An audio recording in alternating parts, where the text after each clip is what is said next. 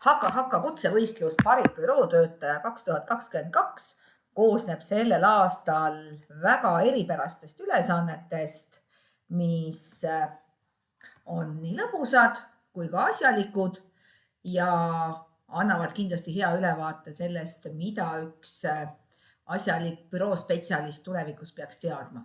Alustame bürootöö haldusega ehk vaatame, kas me tunneme kontori tarbeid, teame, mis mille jaoks vajalik on.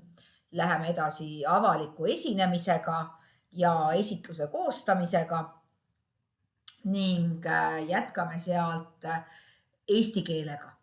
Pärast lõunat dokumenditöö, teeme dokumendihalduse testi, koostame ametikirja, kirjutame e-kirja ja vaatame, kuidas on lood meie inglise keele oskustega.